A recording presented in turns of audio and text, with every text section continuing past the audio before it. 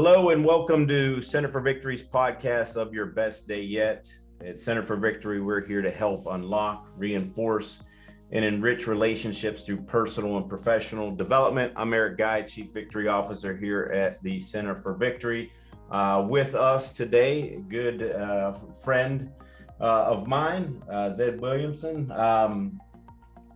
President at Trackable Med. You're also the co-host of the Medical Sales Accelerator, right? That's right. Thanks for being here, Zed. Just if you could just give us a little highlights about what you do, how you got into what you do, because I think it'll be applicable for today's talk. Sure. So Trackable Med is a weird company. That's an advertising agency. I started it about 10 years ago, but I'm not a fan of the advertising world. I actually think it's totally littered with a complete lack of accountability to actual results. Most advertising is let's try to be cute, win an award for a commercial that's fancy and's got cool logos, that kind of thing. The problem is human behavior doesn't care. So we did a deep dive into the biases or the heuristics, the behavioral aspects of humans and what drives behavior change. So everything we do, from creating a message to building a website to even answering phone calls, because we're also an appointment setting call center for private medical practices, is all based in an understanding of neuroscience, what drives actual human behavior. Yeah, so anybody listening or watching this, we bring a lot of guests in that talk about this. Zed, you're really cool, and I'm not just saying that because you're on the line. I've told you this before, but when I first met you, one of the things that stood out was just, and it's, what we're going to be talking about today is the fact that, you're able to kind of, what I would say, just be like cool, like to be chill, to be level, to be balanced. And that's what we're all looking for. And I think we aspire to do that. And that really just hit me as soon as kind of we met and started talking. I'm like, man, this guy's like, he's regulated. And that's what we talk about, with the even parental, personal, professional. We talk a lot about that. And I would like to get your ideas and have you share with our audience what that mindset is like for you, and to delve kind of into a little bit of what you're talking about and how it applies not just to your business, but professionally to you as the runner of that company and at home. But I'd like to start with, if you could just give us that quote that you gave me the other day, and we'll start there and kind of move in that direction, if that's okay. Sure.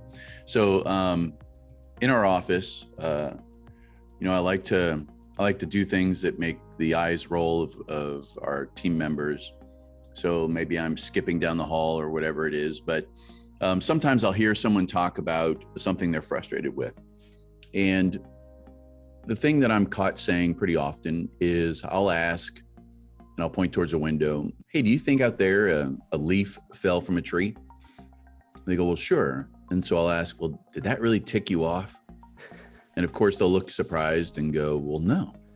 I go, it didn't make you mad that a leaf fell from the tree and now it's on the ground? Well, no. Why would I be mad about that? And then I'll say, is there anything different between what you're actually frustrated with? Because typically the things that we allow to take control of our response, they're just leaves falling from trees. We've given them different labels, but in reality, most of the time, I'd say 99 out of 100, it's a leaf. So if we don't get ticked off about that leaf out there, why are we wasting that energy and giving that power to an inanimate object or an event that we can't control? So that's the general idea. Yeah. And so you're not being dismissive of any of this or ignoring the problem, right? You're just hitting it head on and coming at it from a different angle, right? Sure. So what's interesting about our behavior as humans and emotions, I would never tell someone to try to stifle an emotion. I would never try to tell somebody to control an emotion. That's really not possible. Typically, our emotions are fired off by beliefs. We do have control, 100% control of our beliefs. And so what I like to use as an example is sports. And so I'm down in the New Orleans area, huge Saints fans, right? Big rival would be the Atlanta Falcons. Well, let's say there's a football game between the Saints and the Falcons. Now that is an event. It's an unbiased event. It's just a thing that it's occurring in the world. It's a leaf falling from a tree, right? Saints fans, if the Saints win, they're very happy. And if the Falcons lose, Falcons fans are very angry. And, some guy in North Alaska, he doesn't care. So let's think about that. How can something that someone can have such a high emotional response, the same event, make one group happy, one group sad, and one group not care? It's because of our beliefs. If someone maybe grew up in New Orleans for the first 3-4 years of their life, they had Saints clothes as a baby, and maybe they were considered a Saints fan, but then moved to Atlanta and spent the rest of their life, adult life in Atlanta, and became a Falcons fan. So their beliefs change. That's fine. We have complete control over that. So I don't ever want to be dismissive about how someone is feeling. What I like to do is I like to challenge the belief that gets you there.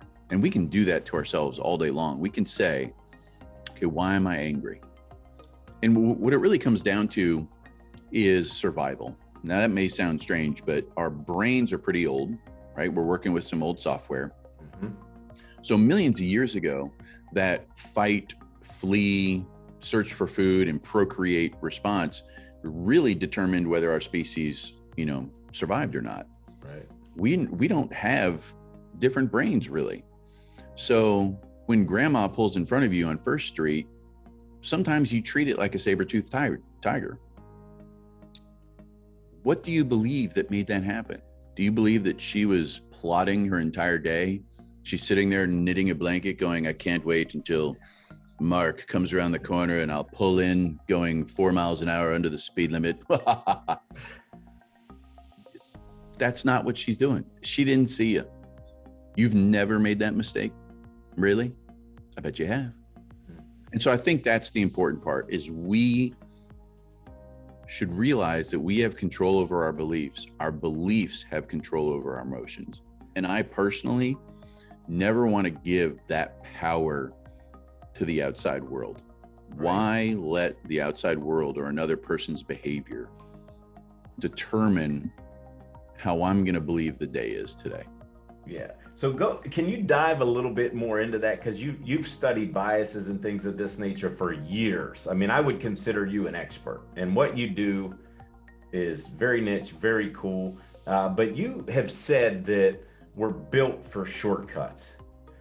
Right. What do you mean by that? Sure. So, imagine millions of years ago, Thag and Thork are walking down a path, and they're trying to find food for their little clan of people. It's, they got this, 58-person group of humans, and they're walking down a path, and Thag sees a snake, never seen one before.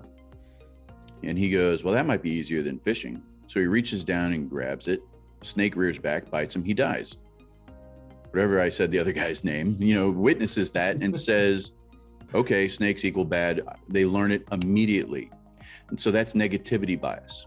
Uh-huh. Negativity bias is this idea that we give way more weight to negative things than we do to positive. It is purely survival. If we are in danger, or we need food, or we need to fight, our senses focus in on the things that are going to support us. That's confirmation bias. We will find the proof to justify what we need at that time. Today, it's, something, how dare that person wrong me? So negativity bias comes in. Negativity bias doesn't know that there's a Walmart down the street for you to go buy a bag of chips. Your brain doesn't understand that you are basically safe as a human in today's world. But that negativity bias jumps in, and now you're going, Margaret wronged me. And you take it as if you were truly harmed by Margaret. Then you start diving into Margaret's behavior. I knew it. She typed that email and didn't use a smiley face. She hates me. That's confirmation bias. So you're trying to find these things. And it's shortcuts designed for survival that we allow to run our brain. And what's interesting is it's a shortcut because our brains eat up massive amounts of energy. And so imagine millions of years ago, you didn't know when your next meal was. You weren't farming, there wasn't, you weren't buying herb packs from Home Depot to put on your sill outside. You were basically thinking about food all the time. How can you get the next meal? Mm-hmm. So your brain had to take shortcuts to conserve energy. We know that to be true, that our brains eat up so much energy. So let's say someone has a bad night's sleep. Mm-hmm. Let's say they eat a bad breakfast, one that doesn't give you a lot of true healthy energy. Let's say you're in physical pain. All these things are pulling off the battery that's supposed to be fueling your brain. And so now you're in shortcut mode like crazy. And they'll take over. And there's so many biases. There's status quo bias. There's sunk cost bias. There's so many shortcuts that exist that if you're not aware of them, you're like a marionette. You just, okay, I'll go be angry about this person. And it even will trick. This is a big one for me. That if word, if drives me nuts most of the time, because most of the time it's in a sentence of, if this, then I'd be happy. Yeah. Man, you catch yourself doing that. Oh, if I get that promotion, if I make more money, if we get a pool, if I get a new car, then I'll be happy. That's just these shortcut biases taking over your brain. And it's not true. You have to be happy today. You have to enjoy the path. You can't think that there's a happy destination. Yeah. And that, I know we talk a lot about it with all the assessments that we use. It's so funny how we even have personality bias. We like people that are wired like us, and that gets us in trouble sometimes. It can be okay. And then sometimes, the person that we miss out on is the person that's different than us, and that's who compliments us the most. And there's just a bias towards that. So I like this whole idea. I want to reiterate this of just this shortcut. But are there certain things, and I've definitely experienced this. But how do you keep, what are some things that you would say to keep a level head and still push through some of those challenges? Because you're running a company and you're running a family. Sure. Yeah. So what's interesting is we can trick our brain. Our brain tricks us into using these shortcuts, but there's things we can do to trick our brain. The word why, I don't necessarily suggest you use that word a lot when talking to other people. Right. It's an attack. Hey, why are you wearing that shirt? Hey, what's wrong with my shirt? Right. But it's a brilliant word to use on yourself. Why do I feel that? What do I believe? Why do I believe that? And you can keep checking yourself going backwards. And so let's say you have an emotional response that maybe you aren't super proud of. Let's bring the family part in. Ask yourself, where's your energy at? Are you witnessing a shortcut? Are you witnessing this idea that of negativity bias? Do you have a teenager that got a bad grade and it's the first time you've mentioned something about their grades? You never talked about the 47 good grades they got. You're not a bad person. We are biased to do that. And if you come home worn out, you're more likely to automatically do it. So just ask yourself. To me, that's a tip that everyone can start doing today. Just pay attention to one thing that happens today, mm-hmm. and say, what do I believe that had me respond that way? Do I want to respond that way? If the answer is no, what would someone believe different than me that would give them a different response? Yeah. And then you can ask, do I want to start believing that? Yeah. I think the question that you asked me that I had kind of written down here is, and correct me if I'm wrong, Zed, what do you believe that I don't believe? Yeah. So that's a great one. And I wish I could give, because I did not come up with this, and I can't remember where I came across it, and I wish I could give the props where they are due. But if you're having an argument with somebody, either at work or at home, wherever, what's interesting is we get in this argument about this surface thing where you can simply ask, okay, hold on. I want to work through this. What do you believe that you think I don't believe? And then there's another version of that. What do you think I believe that you don't believe? And what's interesting, just think of the last time you got in an argument or a disagreement with somebody. Think of if that question were asked, when that happened, where the conversation would have gone. Because here's what's interesting. Under the surface, typically beliefs are pretty aligned. I mean, I'll use a very polarizing subject, people's thoughts on guns. And think about the most extreme version. So the person who, they've got a basement with 9,000 weapons and a stockade of ammunition, right? And then you have someone who just believes that there should be no weapons at all. You just take both of those people. If you were to ask that belief question, chances are the answer would be the same. Chances are one person would say, well, I believe we need to keep our kids safe, and you don't care about our kids. And the other person would probably say, well, I believe we need to keep our kids safe, and you don't care about our kids. So if that's the case, does it really make sense for us to be screaming at each other? Are we actually responding to the right thing? Because you might be able to work on some things when you get down to that belief level and go, oh, okay. They just have a different perspective. And in the office place, people love working in dramatic office places, right? Where, you think everything's negative and Billy's talking behind my back. No, everyone despises that. That's one of those things that can really open that stuff up. What do you think I believe that you don't believe? What do you believe that you don't think I believe? And that's really a powerful tool. And all these little tricks, there's another trick I do that I consistently share with our team. And I use this one thing. You can pick anything. But when I pull into our parking lot at the office, there's this little metal ridge. And when my wheels hit it, it makes this very distinct sound. You can't not notice it. It's like that hard kind of bang, right? So when I hit that, that's a trigger for me to say, how can I be the absolute best coworker, best advocate for our clients' dollars, best teammate at Trackable Med? And then when I go home, there's this little dip that my car goes into to get into the driveway, and it makes a different sound.